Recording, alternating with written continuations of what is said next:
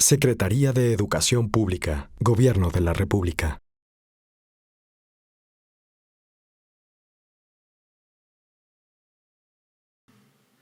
Good evening to everyone, countess, ladies and gentlemen. Allow me to start by thanking the Countess Bettina Bernadotte for her introduction and, of course, for the warm hospitality. It's today a pleasure to be here with all of you. And as Dr. Cabrero said, especially because not only Mexico, but all the world need to build bridges and not walls. And this is why, thank you.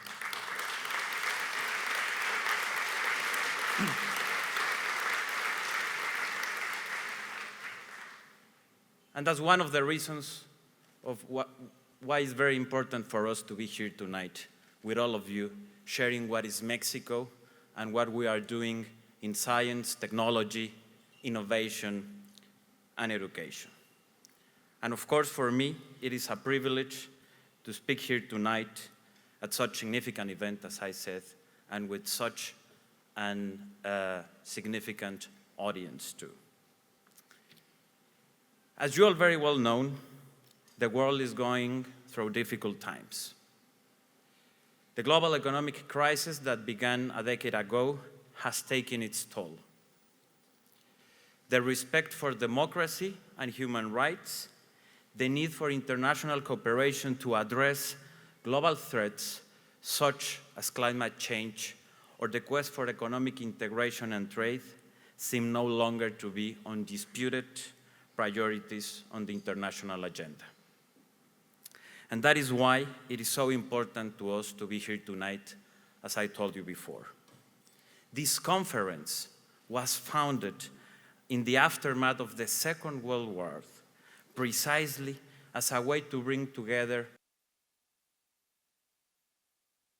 united by the search for knowledge and peace, and with a clear idea and the clear aim to educate, inspire, and connect. Mexico is an open country, and we want to share our rich cultural heritage with the world. To many, Mexico is known for its warm people, our fine landscapes, and of course, our delicious food. And even though these are things that we are indeed very proud of, there is a lot more to Mexico. Our nation was born out of the fusion of many cultures. On the one hand, the very diverse indigenous civilizations which have inhabited our territory for a long time. On the other, of course, the Spanish, who inherited not only the classical European civilizations, but also brought us significant influences from the Arab world. Later on, successive waves of migrations from Europe and farther afield added to our nation's diversity. By the early 20th century, with the advent of the Mexican Revolution, we experienced equally revolutionary artistic movements. Today, this vast heritage found cultural and artistic expressions in areas like cinema, music, dance, and yes, also gastronomy. Our nation's cultural diversity is not really surprising, though, once you realize its scale. Our territory encompasses 2 million square kilometers of diverse geography-reaching natural resources. We are one of the world's few megadiverse countries, meaning that we are home to about 10% of all species found on Earth. At the same time, our population is nearing the mark of 130 million people. That makes us the 14th biggest country in the world by territory and the 11th by population. Our economy amounts to $1.1 trillion, making it the 14th in the world, and by some estimates, Mexico will be the world's 7th largest economy in 2050.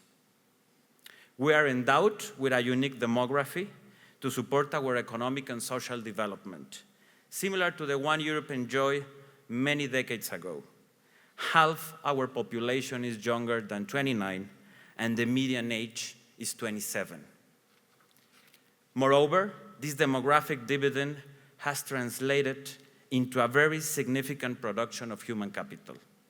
Every year, over 100,000 engineers graduate from our country's higher education institutions, and we are investing heavily to increase that number. We are strongly committed to free trade.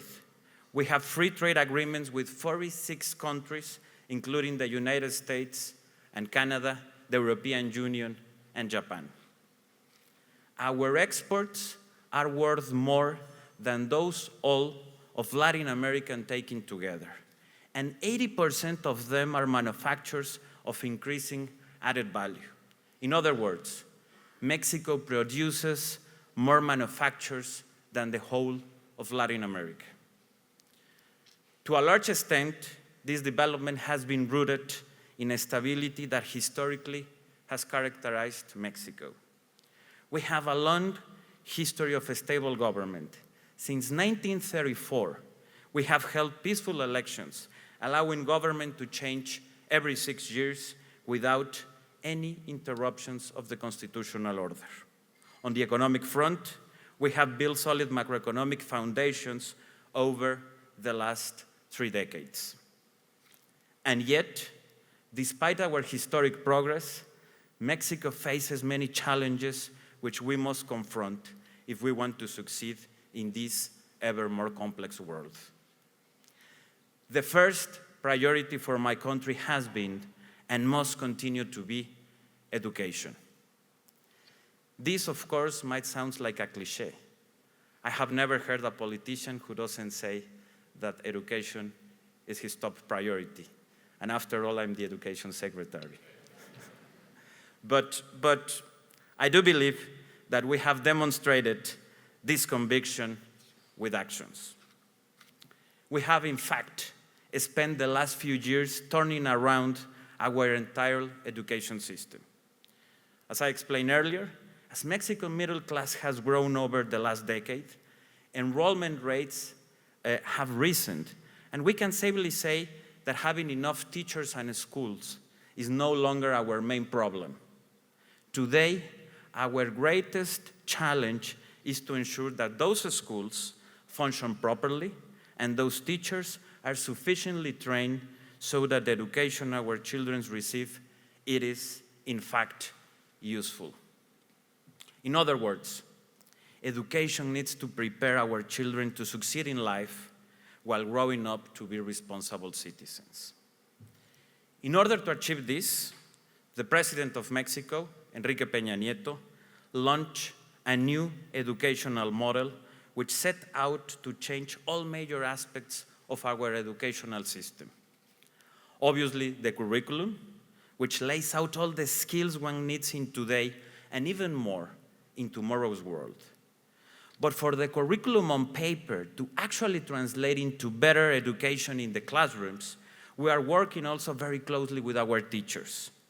For this to happen in turn, we have to change the way schools function and organize themselves, as well as their relation to government authorities and civil society. This means, of course, investing in basic infrastructure and equipment, but more generally, ensuring that all stakeholders focus their efforts on the one thing that really matters, that all children, regardless their origin or their gender, receive a high-quality education. This change obviously requires time and the right policies, but especially serious political commitment.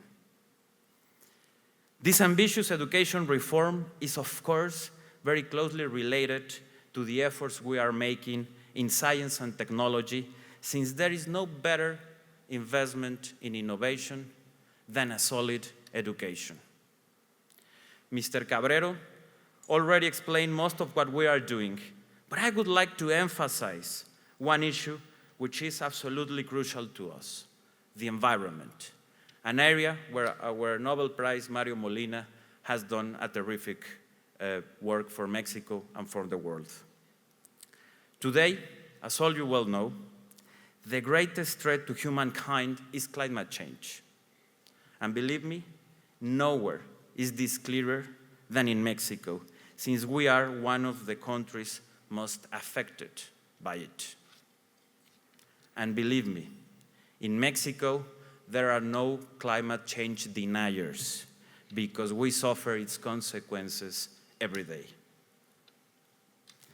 This is why, over the last few years, we have taken measures to reduce our financial and energetic dependence on oil.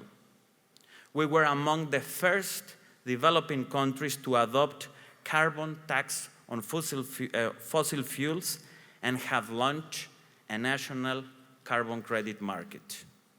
Both have contributed to significant increase in the production of clean energy. Ladies and gentlemen, Mexico remains strongly committed to the values of freedom, democracy, and international cooperation. We are convinced that a brighter future for humanity necessarily requires that we improve education for all our children and invest more in science, technology, and innovation while we protect the environment. Just by a way of conclusion, I will mention a brief quote from President John F. Kennedy. Though in a different context, he recognized the need to foster closer cooperation between nations and generations. And he once said to a group of Nobel Prize winners at a dinner in the White House that the pursuit of knowledge, the pursuit of peace are very basic drives and pressures in our lives. And this gathering is an attempt to recognize those great efforts to encourage young people everywhere to develop the same drive and deep desire for knowledge and peace. Thank you very much and enjoy your dinner.